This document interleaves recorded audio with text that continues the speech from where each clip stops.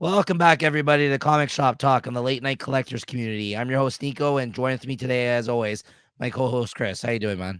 Hey, not too bad. How are you? I'm good. Not too bad.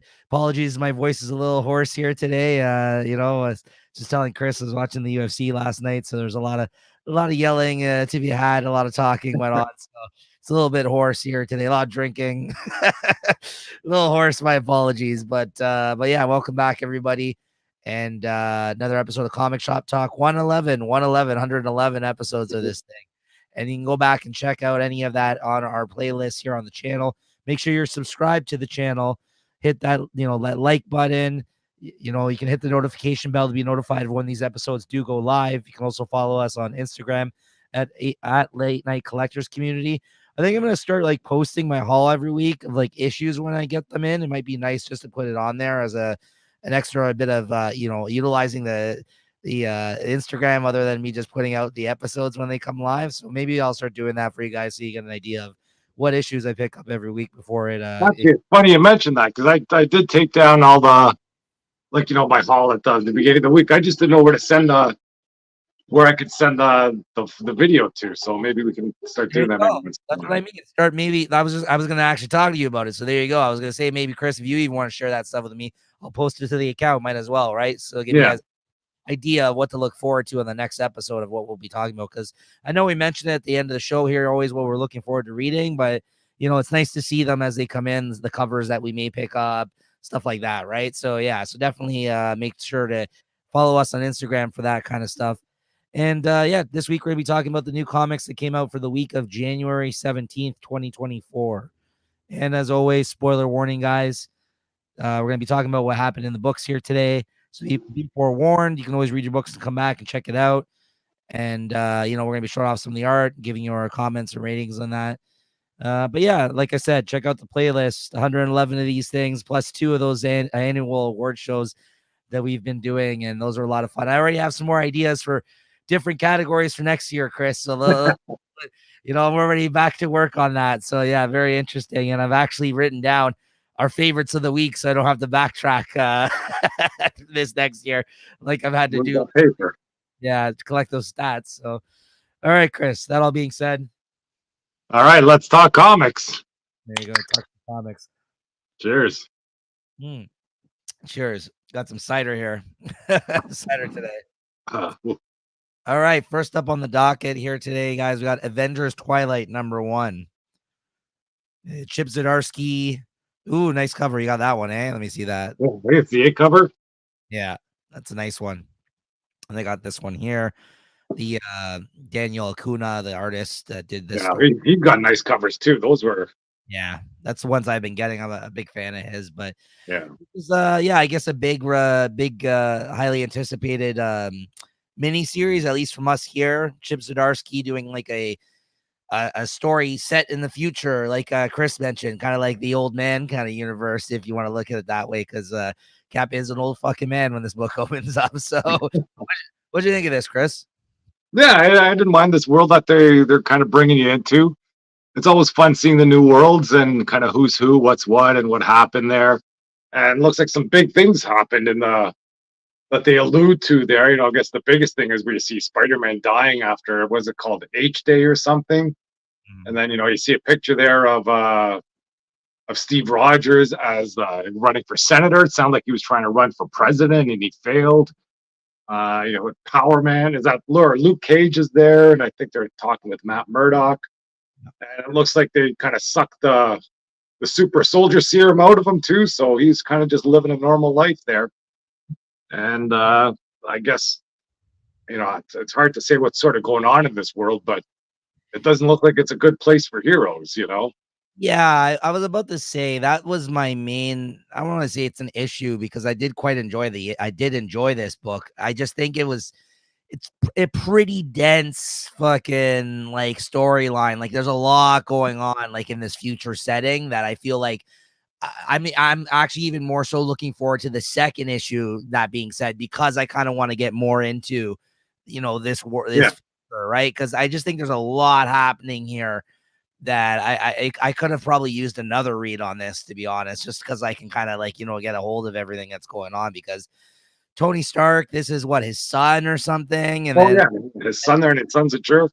he's an asshole. Like he's kind of like the young Tony Stark, right? And then Yeah, and he's the son of Tony and the Wasp, so that's sort of an odd combination too. and then they mentioned that the Jarvis is Jarvis's like brother or something like that. Yeah, Like, what's that all about? So I don't know. It's kind of that's what I mean. There were some choices being made here because this is another like kind of Elseworlds type storyline in a way because this is of a future setting we may or may not actually see in the comics, obviously. But yeah, it was good. I thought the Daniel Acuna art was really good, but there's just a lot going on. Like I feel like it was a dense read and yeah, I'm just trying to like figure out what the new status quo is here in this future. But to your point, yeah, it looks like Cap's back at the end of this issue, right? That's like yeah, that's the big twist. yeah. The big takeaway from this one, he gets. I don't know how they find the super soldier serum, or he seems to be the only one that can tolerate it. And looks like he's gonna try and right the wrongs of this world here, and we'll see how he does. I liked the whole thing though too about like obviously like the news cycle, like the spin on the fact that like, oh yeah, the Red Skull was actually he was against the Nazis or something Oh, like that. Like, and he just yeah, there's a lot going on in here. Yeah, trying to rewrite history, let's say. yeah.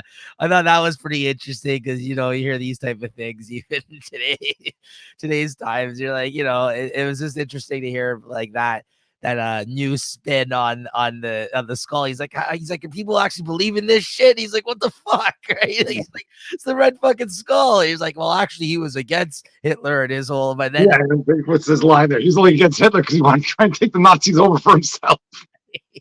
so I liked that whole part of it.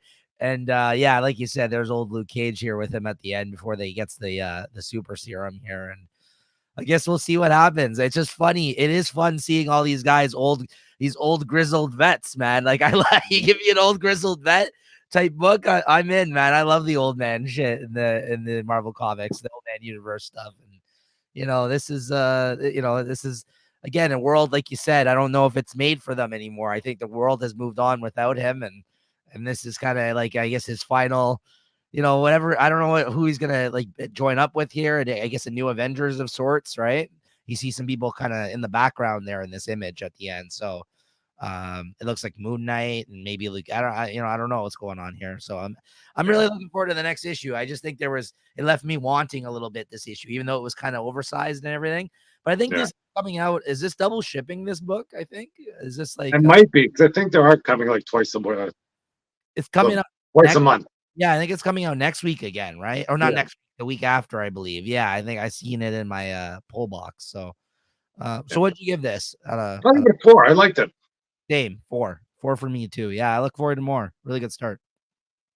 All right, next up we got Cobra Commander #1. Got this cover here. You got that too? Yeah. And this is the last of the other than I guess the new G.I. Joe series, which hasn't been announced officially yet in the Energon universe. Because the other one's the Larry Hama one that they carried over, like that he's been writing since literally the first series. But yeah, this is the last of the ones they announced out the gate for the Energon universe books. Yeah. The last miniseries I think we were waiting on here. What'd you think of this, Chris? This is a weird Cobra history, that's for sure. Like I don't know what world they were in talking about that the Cobra Law. I remember kind of hearing something about that from the movies. I don't know if that's like the Serpentor time or something. And it was still, it's kind of good to see their take on this. It's good seeing that Cobra Commander is a freaking badass because, yes, I think they talked about that maybe in the pages at the end where like he wanted to make Cobra Commander, a tough guy because this guy's going to be, trying to run the world, not like in the cartoons where he's just foiled again, and that's it. Yeah, there was a whole retreat kind of like moment even in this, but like it kind of like you said, it's not what you would expect, like the way he's like double crossing everybody and stuff like that in the pages of this. Yeah, this was weird, man. And then there's the big swerving here too, though. That kind of threw me for a loop. Yeah, like I said, I don't know too much about G.I. Joe, so like, these are a lot of starting points for me.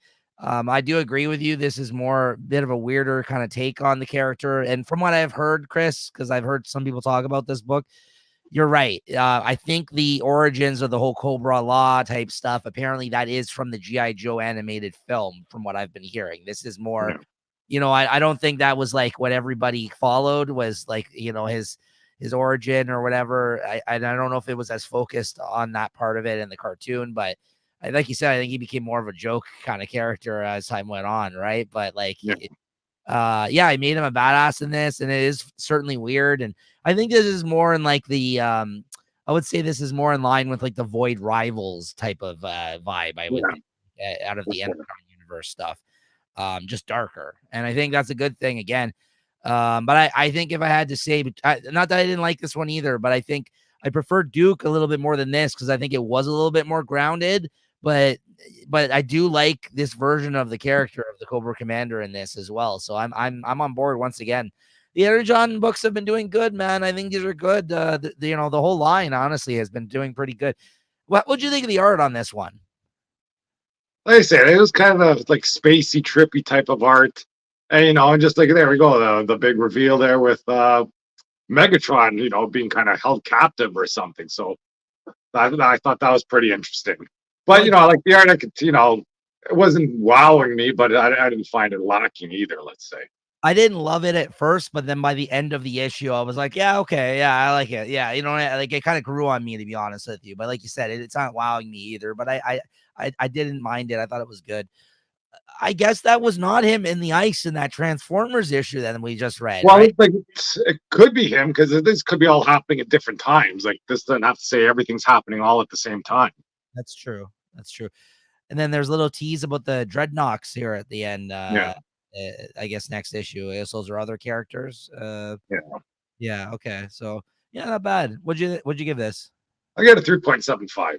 That's what I was gonna say. Yeah, 3.75. Yeah, but yeah, another good book. I think this whole Energon universe, honestly, all the books have been hitting for me. Yeah, Uh, I mean, Transformers, I think being the best, then Duke, then this. But then if you're gonna throw Void Rivals in the mix, there, I would say, that's in the middle too. Probably, this and Void Rival. I mean, again, we've had like a whole arc of Void Rival, so it's unfair to compare it to these other GI Joe books.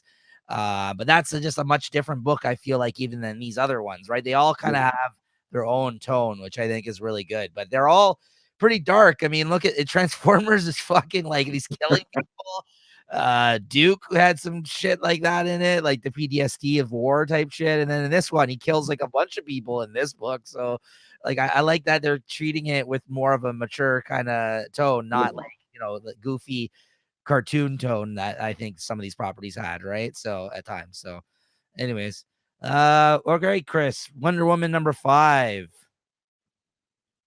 Oop, Yeah. it's got that A cover. I think this one's hit another. No, I wouldn't say this one hit it out of the park, but I think it was another great issue.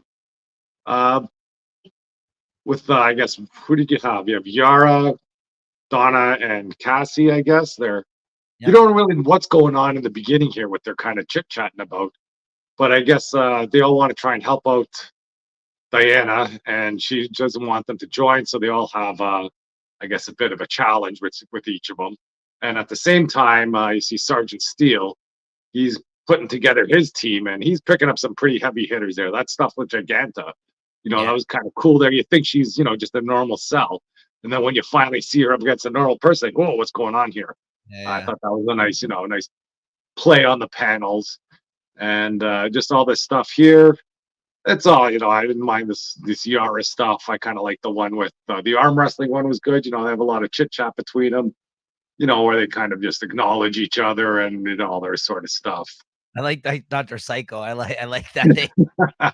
Dr. Psycho or Psycho Man. I can't remember his name, that Yeah, guy. I'm not sure who that little guy is, but Oh, yeah, he's hilarious. I just know him from the he was in the Harley Quinn animated series, the HBO one, yeah, remember? And then he was part of like the Injustice League. He came on the team or whatever, and he called like when they were facing off as a bunch I think it was against like a bunch of women or something. He said like he called them a bunch of cunts or something, and then he got kicked off the team. They're like, whoa, I'm sorry, the optics. We can't have you on the Injustice League saying things like that. He's like, what are you talking about? We're a team of bad guys. Like, I can't call people that. It's funny, man. But yeah, that's I kind of liked him in that animated series, that villain. But yeah, no, he's getting some heavy hitters for sure. Some deep cut, I think Wonder Woman type of villains here too, because I Yeah. don't really know some of these people, but I'm sure that y'all have fought her at some one point or another, right? I would think, but um yeah, this is that arm. You know me, Chris. I love the getting the band together issue. This is Yeah. all that. This is literally two bands coming together, bad guys and good guys. I loved Well, it. that's it. She's making him swear off that she's not going to help him.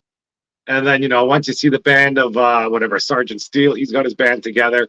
And then at the end, you see all the Wonder Girls sort of saying, "Hey, I know we promised we wouldn't do this, but here we are anyways." And I don't know, that kind of just made the whole issue a waste of time at the end of it. But still, the art has been great for this.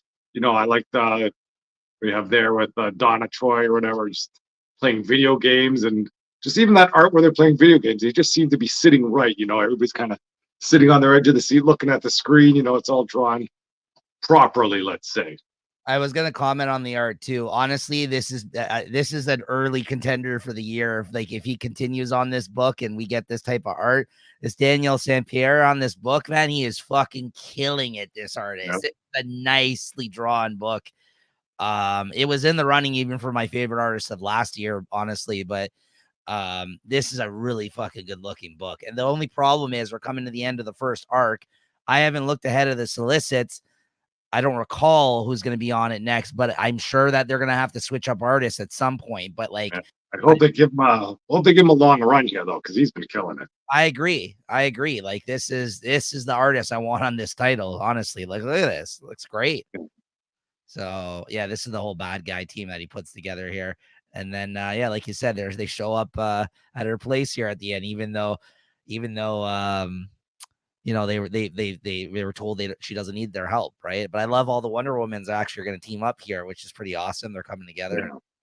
I don't know if you caught this too. It's kind of interesting. She has a photo of that cancer kid or whatever in the background there. Did you know? No, I didn't look at that there. She has a photo of the kid from that other issue on Yeah. the wall or whatever. I thought that was a nice touch to kind of, bring it in like the Yeah. continuity story a little bit, right? But yeah, it is a great looking book. And this backup story, honestly, I like this backup story, the Trinity stuff. It's growing on me. I think Yeah.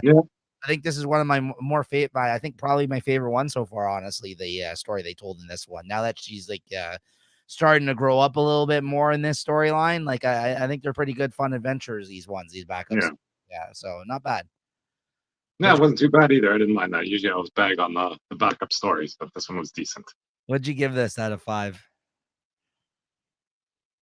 Let's give it a 4. 4.25 maybe because the art's great. Yeah, I'm gonna give it 4.25, verging even on a 4.5 this week for me. I liked this issue a lot. But yeah, I think I'm gonna stick with 4.25, 4.35 out of 5. Everybody there. All right. Next up, Chris, you got Catwoman 61.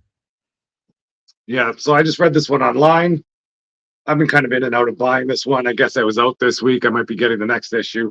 But once again, she's got her 9 lives and doing all these things that she wanted to do or couldn't do before because she was always worried about dying.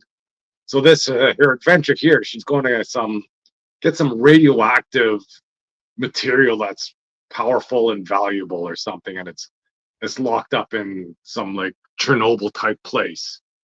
And while she's there, she just starts dying, and she runs into some trouble, and she almost kind of thinks she might have messed up because if she dies there and just wakes up there, she might not be strong enough to get out of there in time to live. And she's worried about dying alone, but she ends up getting whatever she wanted to get, and for good reasons too. I think she wanted to get it and get into the hands of the Justice League or somebody to just take care of this, whatever this radioactive material was. And lo and behold, Superman shows up in this issue. So it's nice to see Superman interact with Catwoman. Yeah. So it was a decent issue. Yeah, not bad. Good looking book too, for the most part. Yeah. Some panels better than others, I thought, in this one. I don't think this run has had a very consistent art team on it either, has it? I think it's a lot of No, different. yeah, I think it's been changed. It's a decent story, but it's just lacking, some heft to it. Right.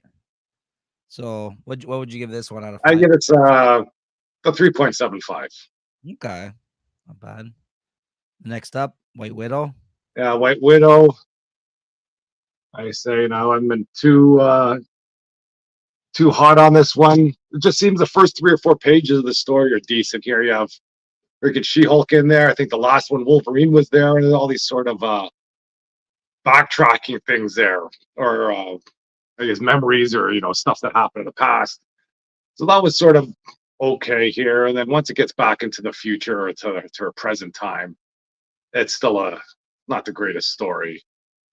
He's still in some, I don't know, what's that, idle town or something. It's just some small town America where some big companies taking over the whole town. And the idea now is that this big company is taking over that whole town to basically test out their cybernetic implants that they're putting on people, and just kind of use this whole town as a testing ground. And that's okay, I guess, but I don't know, not my cup of tea, I guess. But I have a sick cover coming for the next one, so I'm buying that one. So I think it's only a 5 issue run too, so we're already at 3, so I'll probably be hanging in there till the end. Right. I'd give it a 3.5, nothing crazy.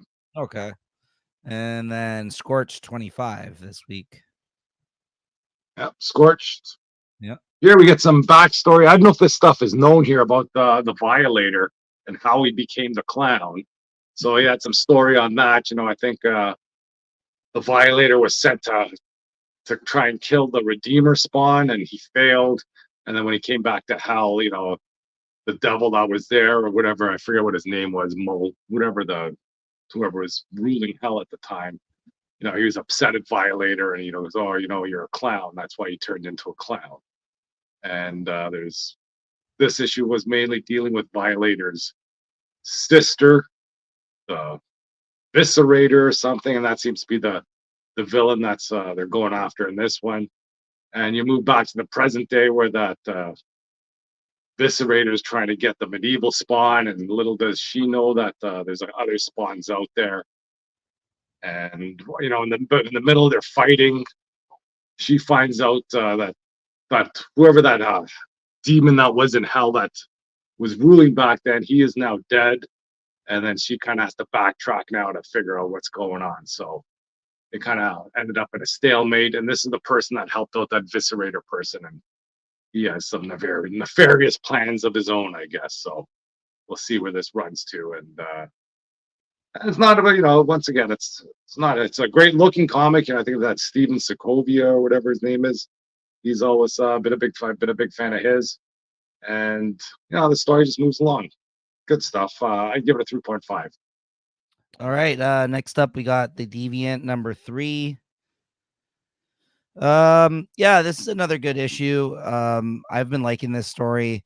Basically, in this issue, we kind of get a little bit of the backstory behind one of the cops that captured the guy who was the apparent killer from back in the day, that this guy's been basically collecting information for his new comic book on the gay guy who was accused of the killings. And in this issue, you kind of get that backstory of the cop that he just went to interview, that's got the big scar on his face. He was a cop that he got attacked by, basically an axe in the face as a result of capturing this guy back in the day. Getting into a tussle with him, not basically catching him, but then when he was in the hospital, this story shows you his other cop friends came in and they kind of gave him this information about the guy that works at the mall. And that turns out to be the guy that is now in the future setting that he's been interviewing. So he goes to his house to ask him some questions fresh out of the hospital bed. Like he was still admitted, and he was just like, with his whole face scarred up and everything. And his cop buddies came to visit him, and he's like, no, I got to do this now. I was like, who is this guy? Okay, that's it. So he jumped up out of the bed and went straight there to kind of get some answers from this guy about his possible involvement in this whole thing, right? So he goes there, and while he's there, he's talking to him. He goes to the washroom, and then he sees some like, I don't know, like gay, like young boy type porn type stuff in his room. And then he busts out of the bathroom, thinking that he's the suspect because he's the guy that was responsible, because he has all these like flashbacks about seeing the kids tied up to like the Christmas lights and everything, the way he found him, right? And then he has this like bad like photos that he must have been taking of the young guys that were working at the department store. So he was doing fucked up shit, but it was because it's not, but apparently, like we've been told, he may not be the killer, though. He was just maybe arrested and accused because of his whatever gay tendencies with these young boys, which again is really bad what was going on there. But they arrested him possibly on the terms of that, as opposed to the fact that he was this actual killer, right? That's the story it looks like they're trying to tell here at this point, right? And this is all being told in the past. And then by the end of the issue, after you see this guy beat the shit out of him, and then I guess that would lead to his eventual arrest, he comes out. We flash back to Milwaukee now in 2023, and the cop that was just tasked with that found that guy's boyfriend, the guy who's researching the shit for the comic book that he's doing on the killer, he found his ID at the scene of the newest crime of this killer, who basically is around again somehow. And he caught up with this guy, his boyfriend, at their house at the end of this issue, saying like, yeah, do you know, where your husband is or whatever, like, you know what I mean? Like, he's like, where is this guy? And I need to ask him some questions, right? Because it was the cop that found the ID at the end of the scene of the crime. So yeah, it's an interesting story that's building. I think this was an 8 or 9 issue miniseries, so I'm happy to. It's not going to be going on forever. Like, this isn't something that should be like an ongoing series. So, but I think like it's an interesting story being told, and I always look forward to this when it comes out lately. So I give this a 4 out of 5. It's pretty good. Next up, we got Phantom Road #8. Another ongoing series from Image I'm really enjoying, where I never know what the fuck's going on in this book either. I feel like that's good. That could be a complaint for some folks, because it's not always clear what's happening. But we get some pretty big developments in this issue. This guy, like this JFK looking motherfucker, or Nixon looking guy here, that I think is more looks like Nixon or something. I don't know if that's on purpose, but that's what that guy reminds me of, the look of him, right? This guy on the cover, right? Does that look like Nixon to you? I don't know. Who am I thinking of here? Richard Nixon? No, I don't know. No, not Richard. Maybe it is JFK. What's that? Maybe Reagan. Maybe that's who I'm thinking of. Yeah, not Nixon. I was just thinking of Nixon in my mind. I'm like, he doesn't look like that. You're right. Yeah, Ronald Reagan looking like a guy. So that kind of actually probably I don't know. That's interesting. I wonder if that is supposed to be him. I don't know. Like, it's interesting that they chose to draw him like that. Yeah, Ronald Reagan. Thank you, Chris. But yes, basically at the end of this last issue, they're back in the truck, and they just fought off a bunch of those like zombie-like creatures in this weird land.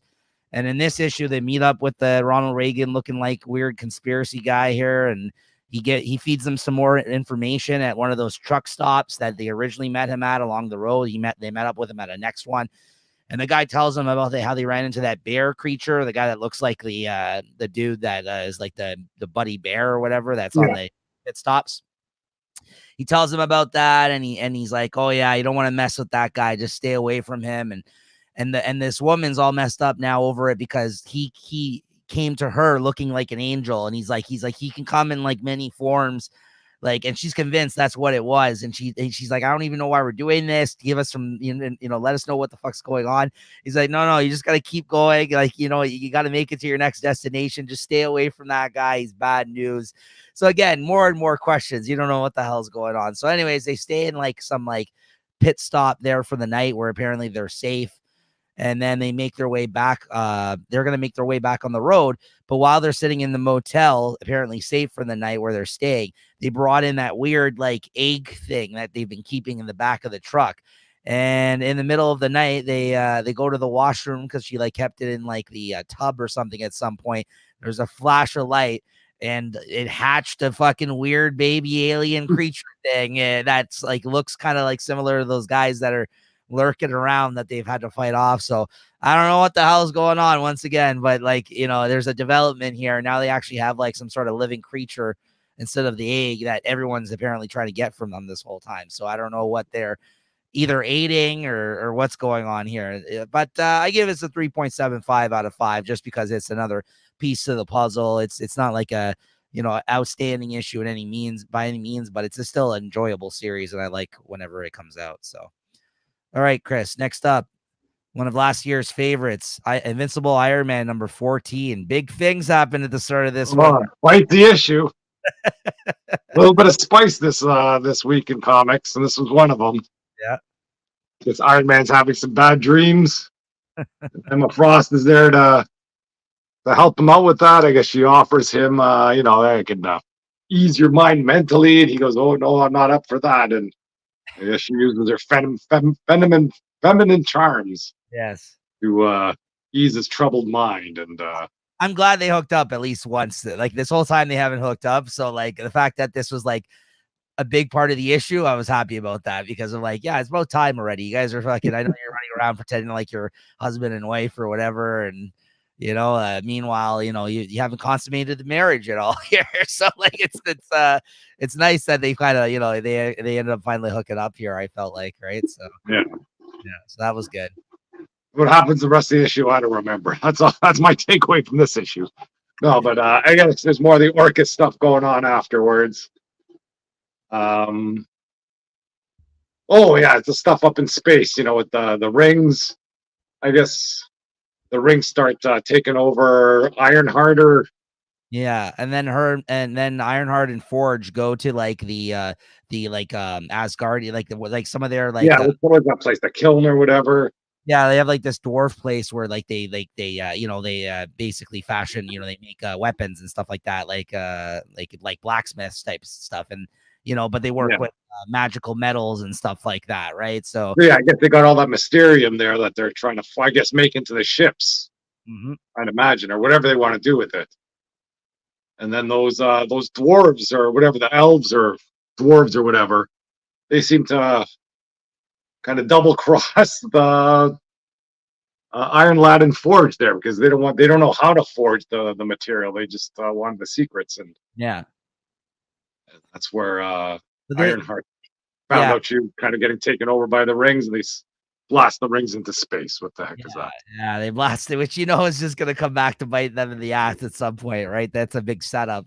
The fact that all those rings have been scattered across space now, right? And that, but I did like that. I did like that they had a disagreement over this, but by the end of it, they work it out amongst each other. And then at the end, you see what's coming for them next issue with this Wolverine-like character that the Orcus has. Looks like it's going to be a big showdown.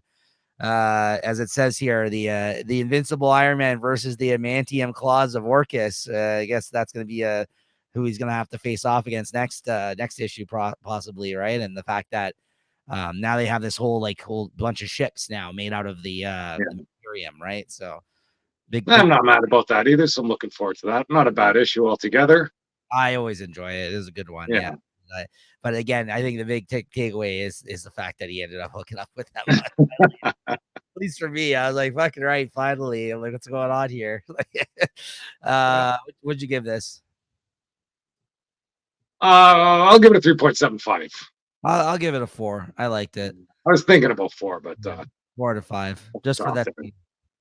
All right, next up we got Daredevil number 5. I got this Wolverine cover with the Wolverine, whatever it is, 50 years of Wolverine, which is another take homage to, I think this is a Daredevil cover. Yeah, this is a Daredevil cover. This was like they're doing all these covers for like the books.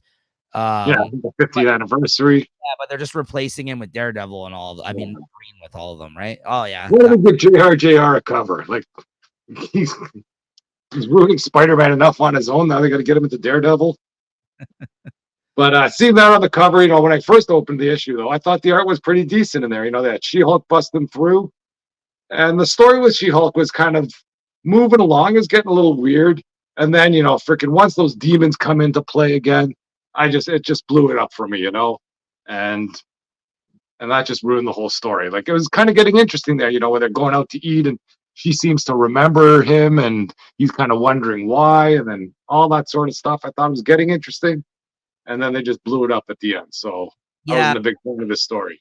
Marvel's got a big demon problem right now. Like they're showing up in too many fucking things I'm reading. I find like Doctor Strange, Captain America, like enough already. Like I don't know why. Like in like 3 of your big fucking books, you have demons involved at this point, Yeah. right? Strange. I don't know.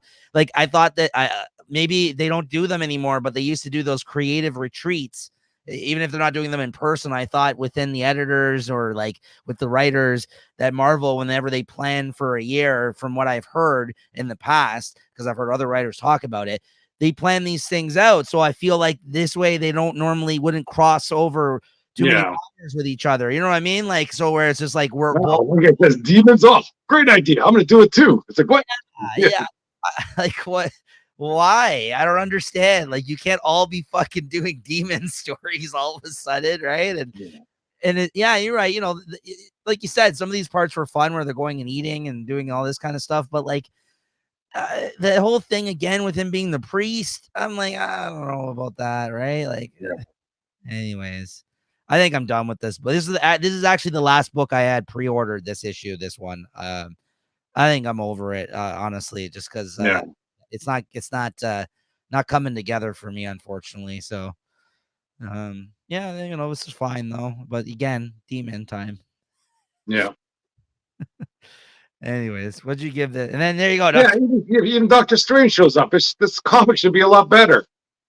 But he's under the influence or something, isn't he? Or I don't know. No, they haven't shown him to be under the influence there at the end. I don't think, anyways. But yeah.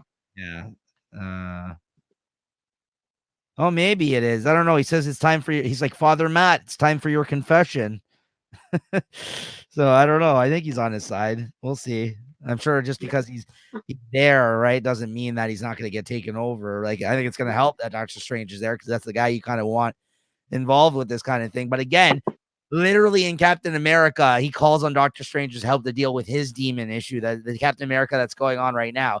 And then in this one, you have Doctor Strange there too. And then Doctor Strange is supposed to stop these demons from even coming in to begin with. Is he slacking or what? Yeah, I don't know what's going on. What'd you give this? I give it 3.5. Same. Next up, Batman Superman World's Finest, number 23.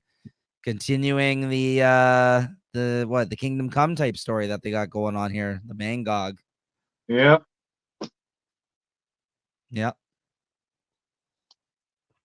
I know. I was liking the story a lot more in the beginning, but now it's kind of taking a turn, I think, or something's going on here.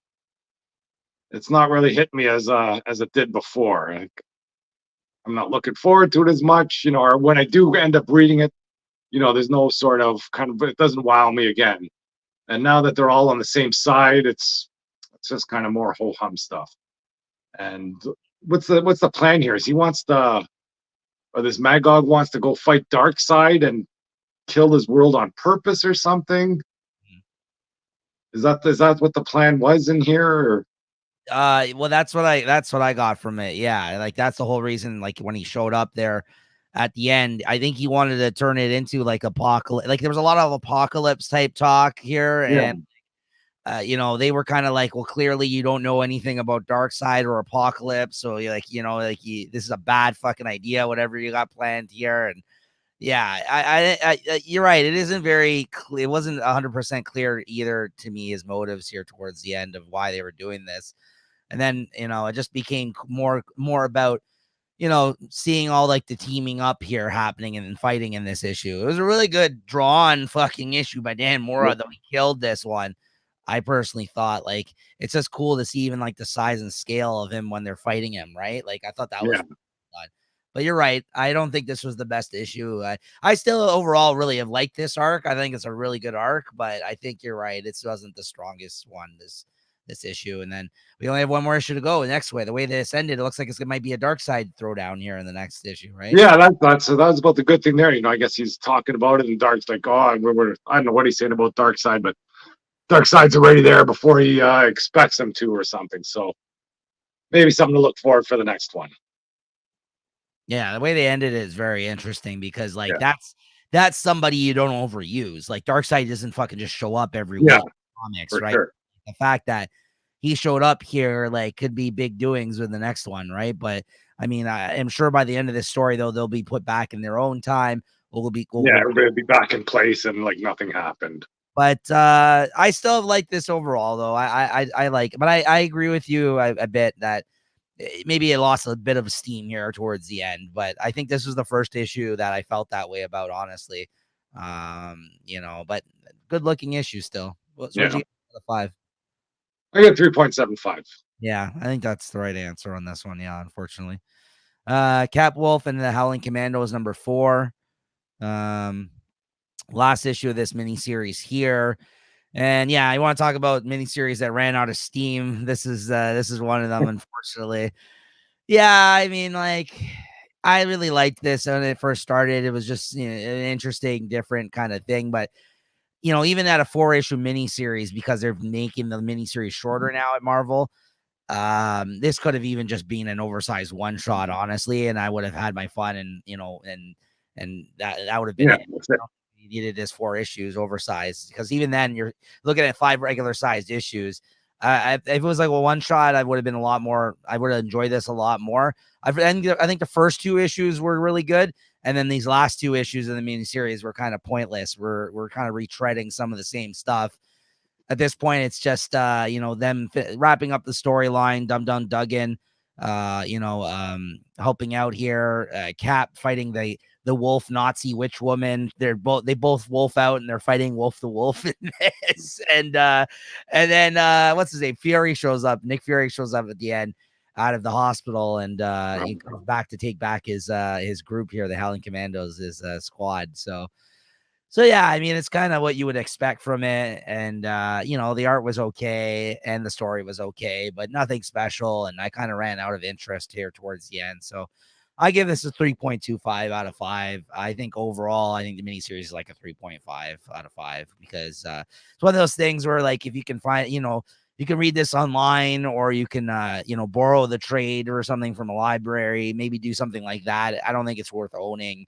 I don't think it's really worth revisiting, honestly. So, like, it's just one of those things, but a fun idea nonetheless. Like, I wish they would do more things like this, even if they were just one shots where you kind of get, because Marvel, we don't get as many Elseworld type stuff. I know this week we talked about Avengers Twilight, but it's not very often that they do things like this where they tell like these weird out of continuity stories. Marvel, DC is much more known for that, I think, these days than Marvel is, right? So, like, whenever I get something like this, I'm like, oh, it kind of makes me interested to see what they can do with it, right? So, but yeah, nothing to write home about.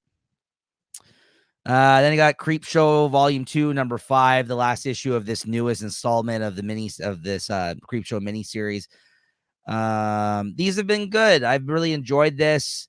What stories were in this one? Oh yeah, this was my favorite one in this one. This one was the first story in this was basically about, like, back in the day, how, like, they started that rumor about how, comics were bad for kids, and, it's the devil, like shit like that, the satanic type ritual type stuff. Like, there was like this whole campaign against comics, and how, like, that's why they had to make the Comics Code Authority, because the fact that all the pre-code horror stuff, people were reading stories in there and thinking that it was going to influence the thoughts of children. They kind of started this whole thing, right? And it's actually an interesting story. I've seen some stuff and read some stuff about it before. If you're interested in learning about that, you can look on the internet. There it is well documented, this whole thing. And it's something that actually happened. This was kind of them kind of telling a version of that story, where the guy, he's going around, they're burning comic books and they think they're really bad, and he's campaigning against them, and he's trying to get, like, elected. And then all of a sudden, some sort of, like, he picks up a he picks up a fucking comic book, and one of them says the pyromaniac politician, and all this bad shit starts happening to him. I guess it's like a haunted comic book of some sort. He ends up in, like, this darkness, and then literally he doesn't know what the hell's going on, and the panels start, like, slicing it, like the actual panels of the page start, like, slicing him, and, like, weird shit happens to him where it's like breaking the fourth wall kind of deal. So really cool stuff. And then by the end, he just ends up getting just toasted, right? Like, just goes up in flames. So that was a fun one and done story. And then the second one was okay. This was the lesser of but also had to do with comic books. So it was kind of fun that both these stories had to do with comics at the end. This one had to do with a kid that he told his parents that there was a monster under his bed, like some kids believe when they're younger. it turns out there was a monster under his bed, and in order for him to leave him alone, he had to like feed him something that he loves. He's like, feed me something you love if you don't want me to eat you. And he's like, okay, well, I like comics, so here, you have some comics. So he starts eating the comics, and then you see him get older and turn into like a teenager. And this whole time, whenever he reads his comic books, he has to feed it to this monster under the bed to keep him alive, right? And then something happened, and the parents were like, enough of this fucking bullshit about you thinking there's, you gotten older now, there's nothing under your bed. And the monster hates on the parents so much, he convinces the kid basically to give up his parents to him to get eaten. And then he turns into a monster under the bed essentially by the end of this. So kind of cool. But I give this 3.75 out of 5. I did enjoy both the stories in it, actually, now that I said it. But yeah, these are all just fun one and done type of like horror stories. And I think either volume of Creep Show has been pretty decent and worth checking out if you like that kind of stuff. Then you got Black Hammer, the end, number 5. This is the second to last issue, I believe, of the end of this Black Hammer series that Jeff Lemire started like several years ago. I've been kind of lukewarm a lot on these last couple of miniseries, as I've talked about on the show here. This one's been decent, but I also feel like it's gone a little long in the tooth, and I'm not saddened by the fact that it's going to end finally. It seems like in the next issue. I think this story's done with. It's been interesting. I mean, there's been basically like a Crisis on Infinite Earths type showdown that's been forming throughout the end miniseries between all the different heroes and different versions of the heroes from different universes. And the whole big thing about this issue was finally, like, it was revealed that this other version of Black Hammer's father from an alternate Earth, he died in her Earth. He's evil, and he was trying to get her to team up with him, but even though it's her father, it's not her father, because her father was a good guy. This version's like some fucking guy who's lost his way, and that all falls apart at the end here. And we see this big fight about to start to go down with the heroes against the villains, and it's all coming to a head next issue, it looks like. So yeah, I also give this a 3.75 out of 5. It's been a great series. It's one of my favorite things he's worked on in recent years. But I also think that, it's towards the end here, after reading it for so long, it's kind of, I'm ready to move on to the next thing. Honestly, I think it's overstayed his welcome a little bit here at this last series. All right, Chris, John Constantine, Hellblazer, Dead in America. Did I rate that one? Yeah, 3.75 out of 5. Number 1. You read this as well? Yeah, I read this one online. I'm not a big Constantine fan, but I think you said you were going to read it, so I gave it a quick read. Not sure what's going on in here most of the time. He's traveling through America or something, and he's got the bus there, and I don't know. I thought it was a good read. It's interesting, kind of kept my attention all the way through. I think it was that deaf kid or something. The cops are pulling him over, so it's some weird stuff going on there. I'm not really familiar with the Constantine world, so a lot of this stuff was new to me, but I didn't mind it. This is the same team. Sandman showed up in this, which was like the biggest kind of thing about this. There's a lot of like Vertigo type characters that showed up in this issue. That was fun. You got the Sandman that showed up. And then also by the end of it, you got the new Swamp Thing that looks like he's going to be in the next issue. We hear him, but we don't see him because he's like under like the golf course that he's sitting at the end, John Constantine. He says all the names of previous Swamp Things. He's like, Alec Holland, I don't know who that is. I don't know who you're asking for, right? Like, and because there's a new Swamp Thing now in the DCU. So I'm guessing that's the version that they're going to be using. It was an Indian Swamp Thing, actually, and I forget his name. I've read his introductory series when it came out, and it wasn't bad. And so I'm interested to see what goes on here next. I don't know if I'm going to continue reading this in issues, though. I think this is more of a dense storyline where I think it would read better in a trade. And this is something I normally buy in trade anyway. So we'll see when the next issue comes out. If it's like a huge week like it was this week, I'm probably just going to skip it. And I'm probably just going to read this all in one big chunk. Because like you said, there's a lot going on here. A dense storyline happening that they're building on here. But I think this writer and artist, they wrote this a Constantine 12-issue series like a few years ago. And then the book got canceled. So then he always said he had more ideas that he didn't get to, even though it was like a critically acclaimed series. Like a lot of people really like the series, but after 12 issues, I guess his sales weren't good and they canceled it. So this is him returning to do, I guess, whatever stories he still had planned at that time with this new mini series. So I'm happy for that. And so I'm happy to see kind of whatever this last thing that he had planned for the book was going to, what it was going to be here. But yeah, as you can see, you see the word balloon there of the Swamp Thing in the, in the golf course there, I guess, talking to him because he requires the Swamp Thing's help. And Constantine's teamed up with Swamp Thing's. That's a big part of the book, right? So, what would you give this though, Chris? It's your first. I'll give it a 3.5. Yeah, I agree. 3.5 out of 5. But all right, next up, Fantastic Four number 16, Chris. Yeah, I think I picked up this issue. Alex Ross covers, can't go wrong. And this was a little bit of a slice of life of the Fantastic Four again, not really continuing on with any stories or starting a new arc. It's just the kids there moving back to their new, or going to a new school, and they get a homework assignment about some scientist from the past there who has a list. And supposedly this is a true list, so hey, you'll get to learn something in here. Yeah. And they try and make an ultimate or something that dissolves everything or something like that, and they end up doing it. But now this thing has been sort of running amok. They can't contain it. They don't want to tell their parents about it, so they try and do whatever they can to fix it. And then in the end, they have to tell their parents about what happened, and whatever hilarity ensues. And it wasn't a bad story. I didn't mind it.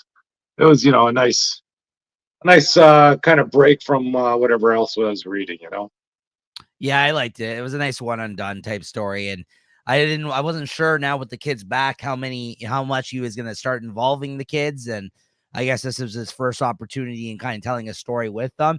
And honestly, I think he did a good job. Like I wouldn't want this every issue, but I think for this issue, it was pretty fun and a good setup. And yeah, I think he has a good handle on the kids, which not everyone always. Yeah, like I didn't read this. I didn't end up hating any of the kids. I kind of liked all the characters. So, if that was what you wanted to do in this issue, so it might kind of make things a little heftier later on if something were to happen. I think they succeeded. Yeah, good stuff. What'd you give this then? Yeah, it's still 3.5. No, I give it a 3.75. I like 3.75. Yeah. Next you up. To me. Next up, Superman number 10. You get Superman in the Wild Wild West. Yeah.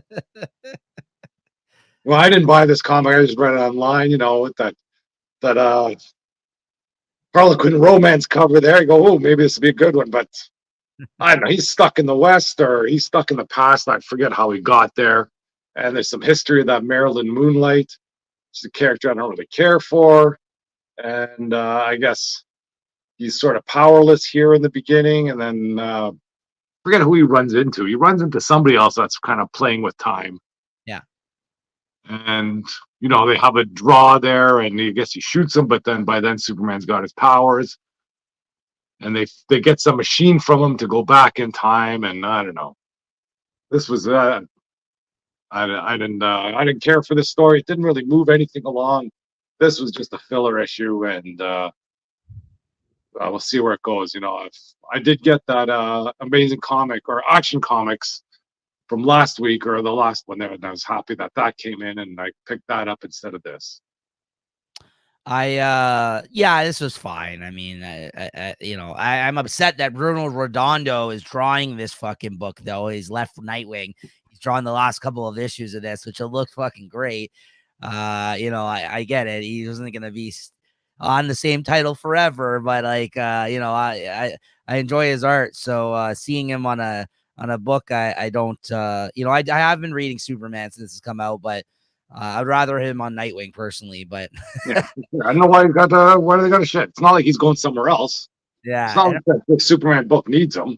No, so but it looked good, and but it was just a so one and done type story. It seems like you said, a bit of a filler issue, and the big thing here was at the end that there's a Lex Luthor revenge squad that want to take him down, and they're trying to get Superman to aid them in doing so. Right, that's kind of like the stuff that's been building on up behind the scenes here, I guess, lately. So what'd you give this? I give it a 3.5. Yeah, 3.5 for me too. Probably because the art. If not, I There are some big things coming in Superman. I think I was reading the solicitations with Brainiac, and he's got a bottle world of what's that? The Lobo. yes. So, Well, Lobo's coming here, and this might be going between yeah. uh, Superman Action Comics, and I think they got a one shot in this too. So that's looking interesting. Which is something that they built up like several issues ago in this series. Like that's a scene that they had, I think, in Yeah, like annual. I forgot what it was, but they did drop that in last year in the series because you yeah, know, again, who can fucking remember anymore? Because that stupid summer event took everything, uprooted everything for a few months there, a couple months. So I don't know, but yeah. yeah. Next up, we got Nightwing 110 with this fantastic cover of the cat meme. Actually, I did get this one here. I wasn't upset I got it. I thought I was done with this. Yeah, I And I like. might have got pulled back in. But, but this wasn't part of his story arc. I guess that Pirate Queen story arc is over, Yeah. and some new arc hasn't started. So this Beast War, which I thought would have, definitely put me off, it's almost brought me back into this comic because this was a decent issue. Like I Was. say, I've been enjoying this Beast War. I haven't bought it, and I've been reading a lot of this stuff, but this tie-in wasn't too bad. They got Mr. Mittens, which is Damien. I thought that's hilarious. Yeah. And they have a pit there that's a sunken arena and whatever. They just the way they solve the problem. With freaking Superman there, he's doing whatever he does. I You know, thought decent stuff.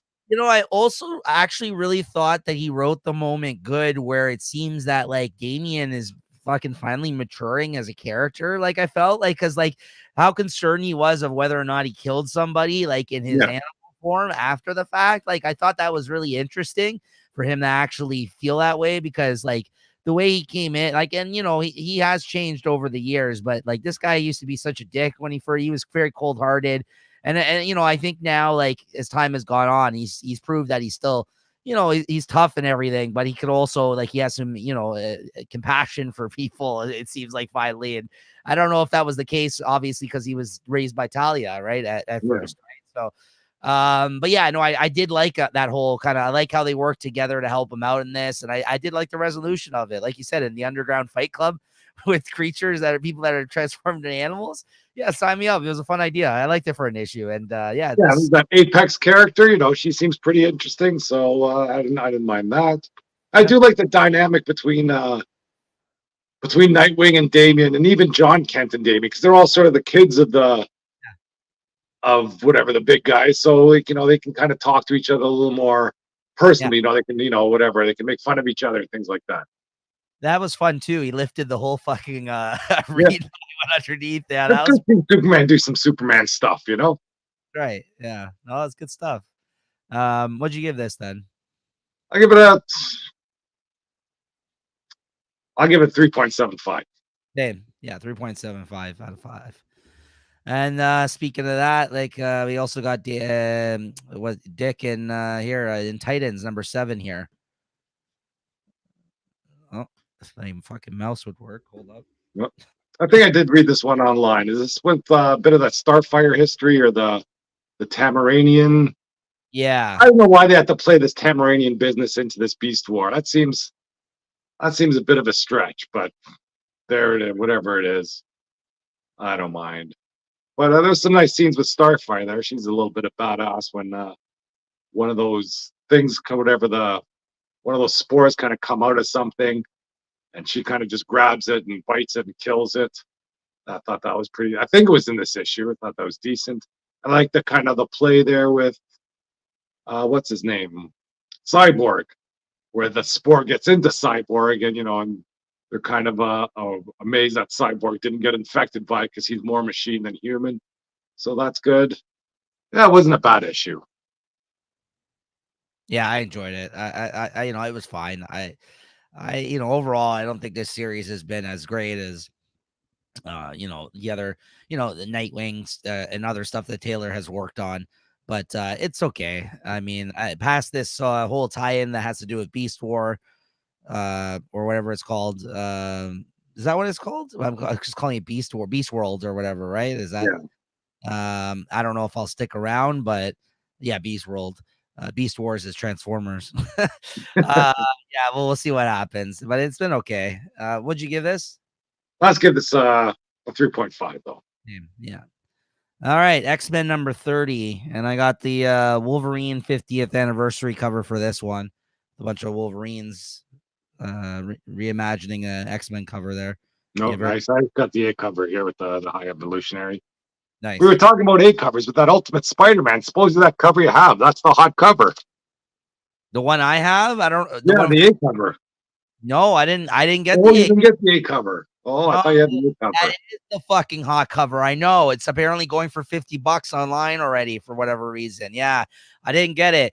I got the variant, which is usually it's the opposite. Usually it's the variants that go for more, right? But no, apparently that A cover is the one to I've gotten. Well, I think all the covers are doing well, but I think like $25, $30 for one of those comics. A week after it's out, who knew?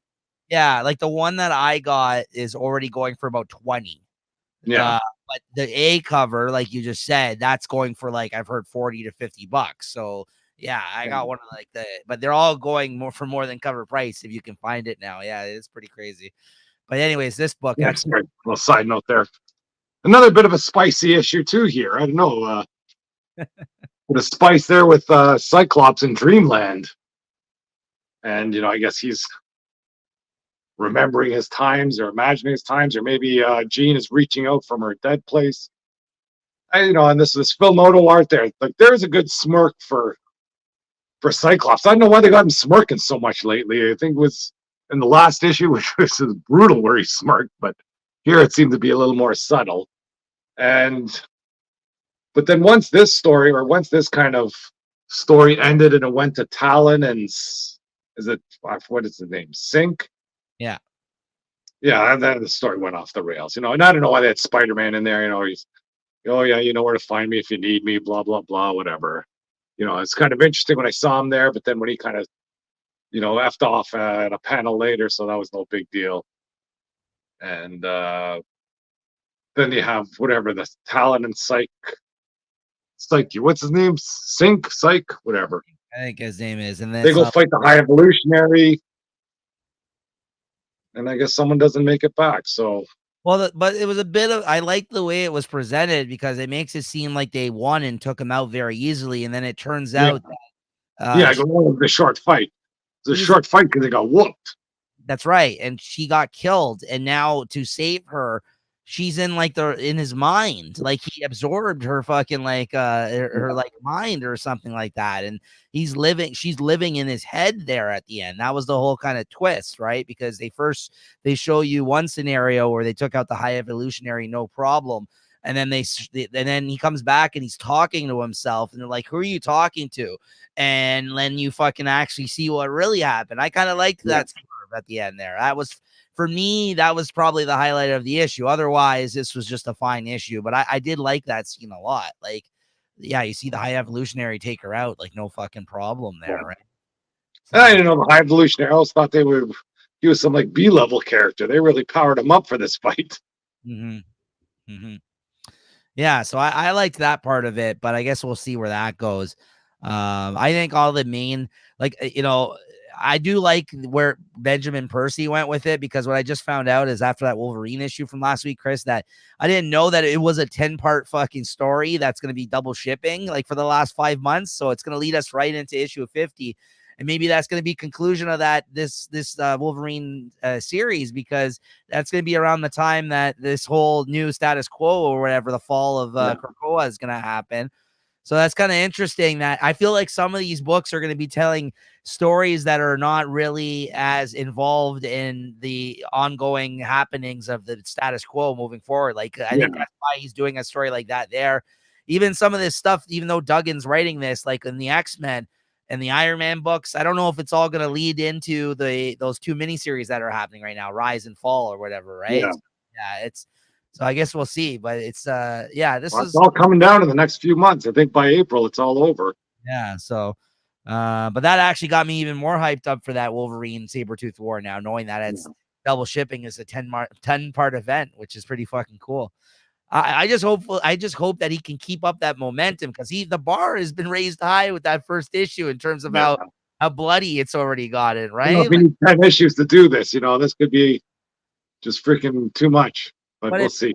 but if it's gonna be a reset of the X-Men, maybe he's gonna be killing off a lot of characters in that series that are gonna come back afterwards, anyways, right? Maybe Yeah. that's why he doesn't care. He's like, oh, I have full reign to kill all these characters. Sure, why not? Right? Like, because he already killed fucking 2 people in that last Well, stage. that's it. Now everybody's dying. Like nobody dies for so long, and now that there's some reset, freaking poof, everybody's freaking dropping like flies. But Right, we'll right. see. It's still fun to read.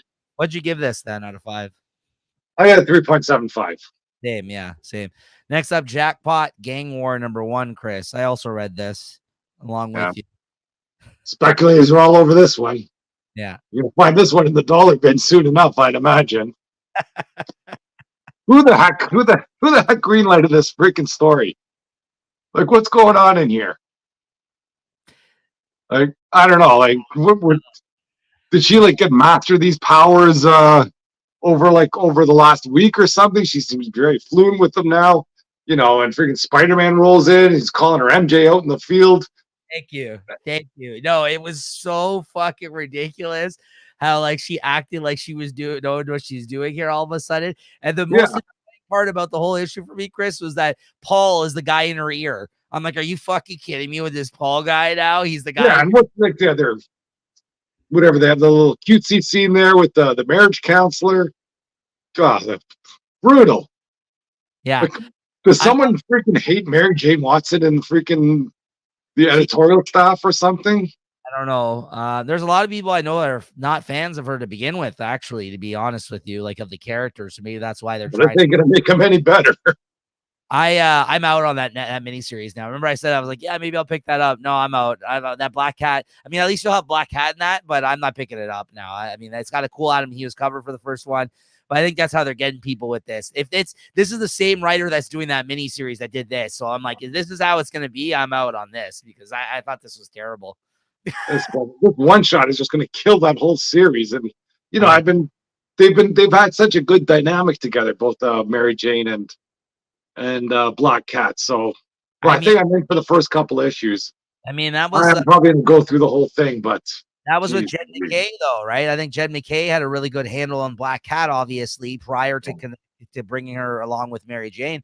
And you're right, that dynamic was great. That whole last miniseries I thought was really enjoyable that he did, right? But now, like, I don't know. Now it seems like you're right. It seems like a lot of time has passed where she's apparently like a seasoned fucking superhero now, which which would have been more fun. Spider-Man has no reaction into running into her.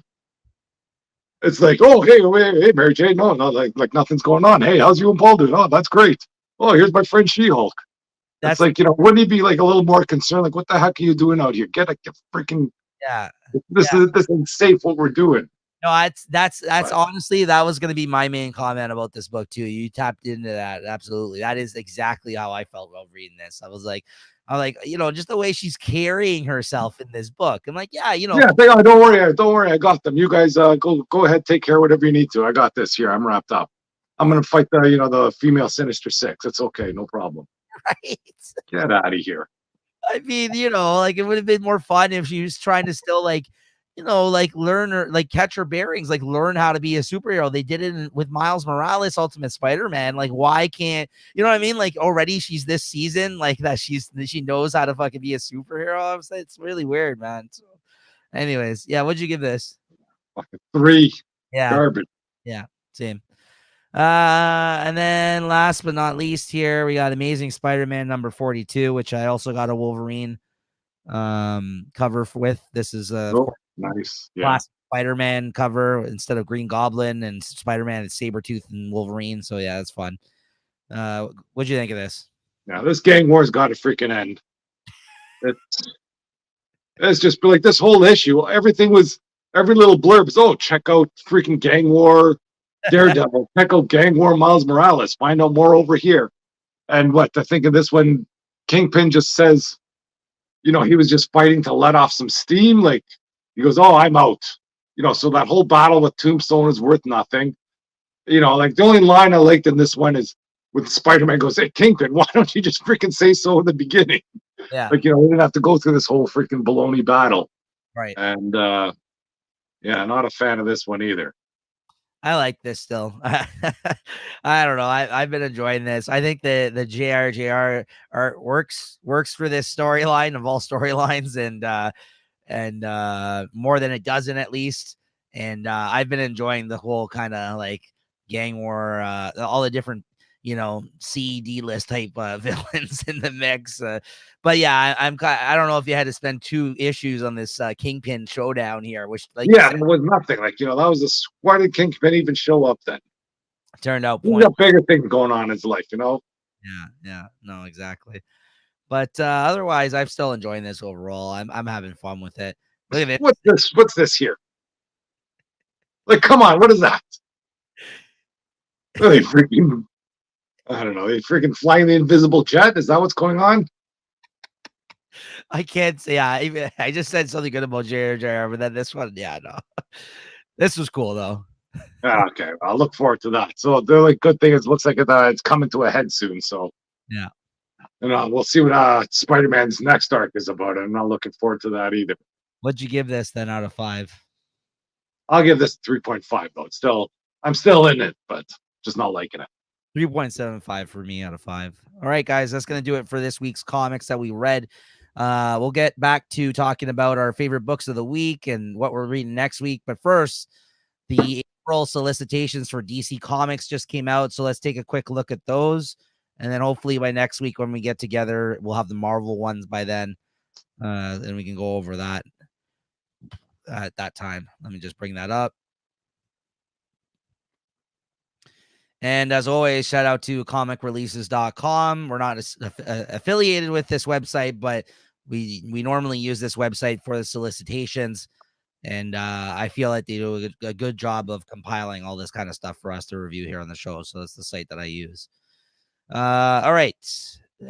First up, we got Batman 146. Yes. Yep, for sure. Good covers here. I think George Romero or whatever Jimenez cover there looks good. Oh, yeah. And there's freaking punchlines lying down on the side too. Yeah. Oh, yeah. Nice. Some free comic book day stuff here. Detective Comics, no. I think that's ending soon, this run. Batman and Robin 8, no. No, nice cover in there though, I think. Yeah. There's one sort of floating around in there. Yeah, it's good. Good covers. What else we got here? Batman Off-World 5, yes. I'll be reading it, but not buying it. Batman Dark Age 2, yes. I'm looking forward to this a lot.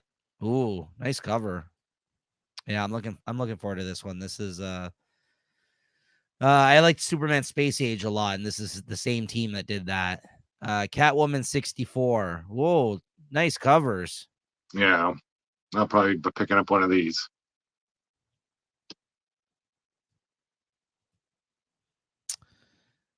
Catwoman in space. Yeah, there you go. Probably in space didn't work out too well. This is the one. Oh yeah, no, it's true. Batman the Brave and the Bold 12. No. Nightwing 113 Legacy 300. Oh wow, I didn't know that was already coming up. A Legacy. I'll have to get that cover there. First one. Mm-hmm. This one. Yeah. Unless you want the cheesecake cover. Yeah, I don't know, man. That's those ones are hot on the speculator market. Yeah. These Thirst Trap covers. That's him in the old Titans era, like first Nightwing costume right there. That's it. He's the figure skater. Mm-hmm. Then you got an annual coming out this month too. I don't know about the annual, but I'll definitely pick up the Legacy one, the 300 issue. That'll be fun.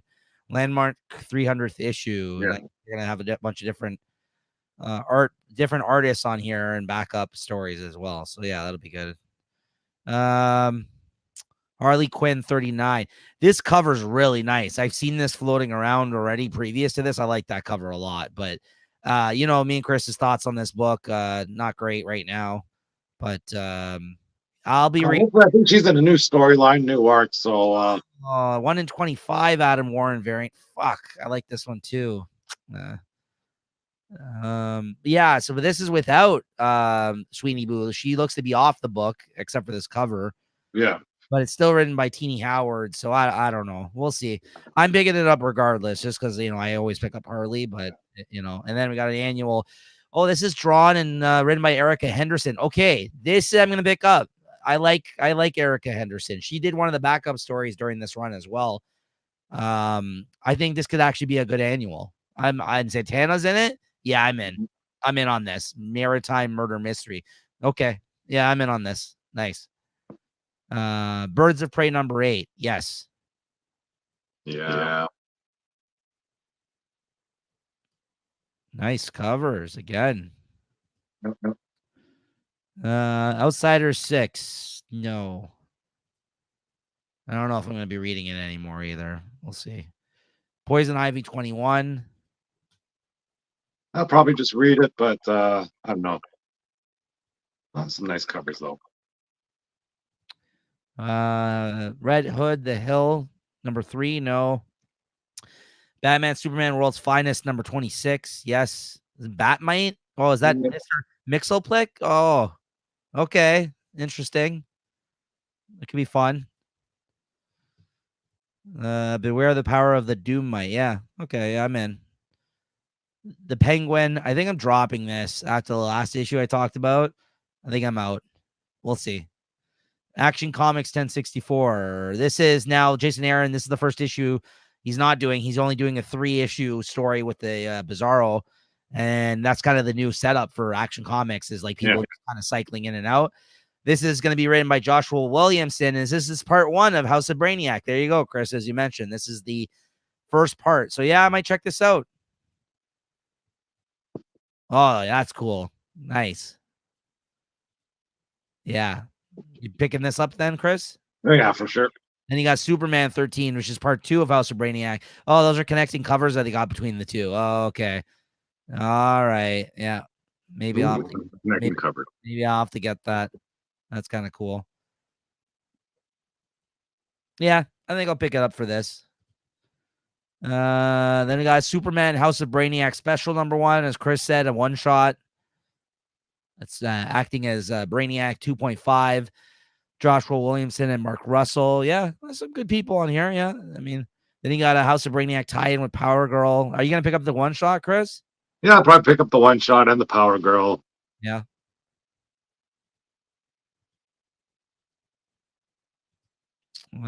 Suicide Squad Dream Team number 2. No. Sinister Sons. No. Kneel Before Zod. No. Wonder Woman 8. Yes. Yep. That's a cool cover. There's a lot of good covers. Yeah, there is. The Flash number 8. No. Flash Annual. No. Speed Force. No. Titans. Maybe I'll read it online. I'll see. I don't know. It just depends.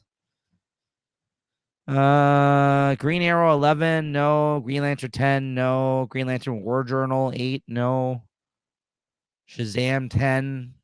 I mean, same. I might read it online. Blue Beetle 8. No. Justice League versus Godzilla versus Kong. No. That's last issue of that. Suicide Squad Kill Arkham Asylum. No. Not too much, honestly. Superman 78, The Metal Curtain. No. DC Spring Breakout. You picking this up? Maybe I might get that Harley cover. Yeah, that is a cool one. That's nice. Justice Society of America 11. Yeah, I mean, I'm reading it online, but yes. Batman Dylan Dog number 2. No. Batman and Robin and Howard. No. Like the kids one. Primer number 2. Batman and Scooby-Doo Mysteries. No. Scooby-Doo. No. From the Vaults, Sandman number 19 remastered. Hey, they stole our segment name. The Batman First Night number 2. No. John Constantine Dead in America. This is 4 of 9. Okay, I might wait for the trade. Probably gonna wait for the trade on this one. Yeah. But, yeah, I like the first issue, but I think it's just gonna be more of a denser read, it seems. Raven the Bolds, no. Showcase facsimile. No, not too much. Not too much actually this month. Nah, not too bad. I don't mind. Yeah, and that's our April solicitations for 2024. And there you go. Those guys, those things we're looking forward to picking up in April. And Chris, what are you reading next week? I'm just gonna bring it up here and Yep. let's see.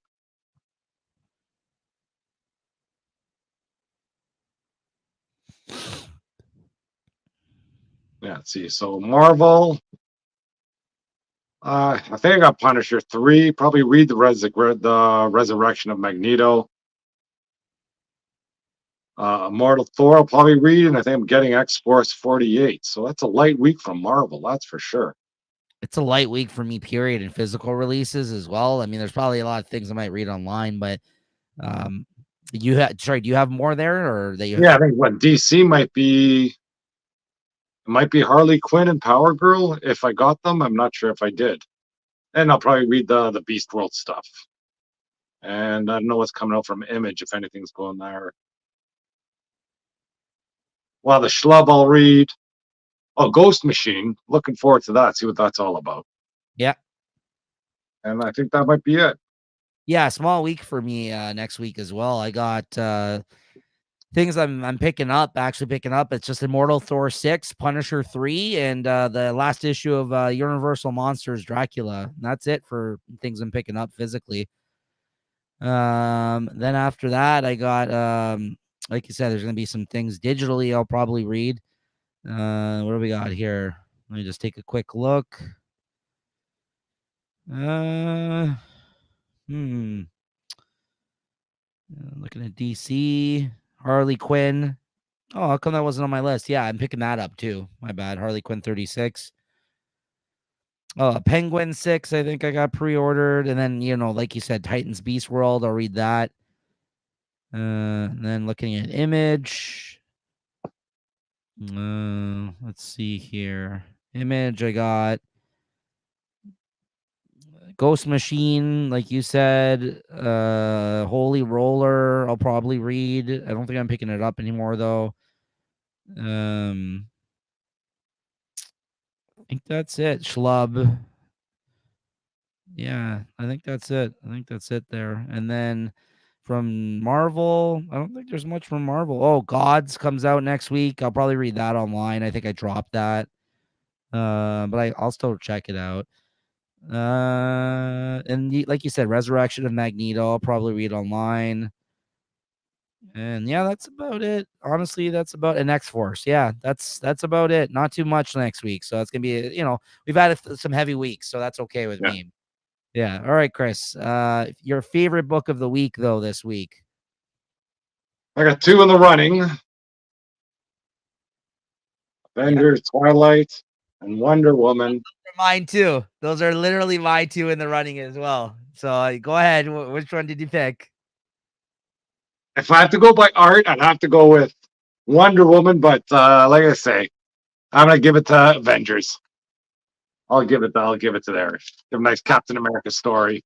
I am gonna give it to Wonder Woman then, and that was probably what I was gonna go with ultimately. And I've never given this my favorite of the week so far, so it's well overdue, honestly. So and yeah, like you said, I'm gonna give it the extra nod for 2 things over Avengers. The art, I like the art in Avengers too. The art though in this, he's becoming like one of my favorite artists right now, like doing this book. And not only that, the getting the band together. Like I said, I love an issue where fucking everybody comes together. It's one of my favorite tropes in comics. So I love to see it, man. Like the formation of the team, right? So this was that whole issue. That's what this was. So I mean, I cannot give it to that. So just well overdue. I think I did, for whatever reason, never made my favorite of the week. So I had to give it up to Wonder Woman. So there you go, guys. Good week though, but it was literally between those 2 as well for me, Chris. So yeah, I mean, a decent week, but some few standouts here. Yeah, for sure. All right, everyone. We will see you guys next week then. Thank you for tuning in as always. And thank you to Chris as always. And yeah, we'll see you guys next time. Later. All right. Cheers.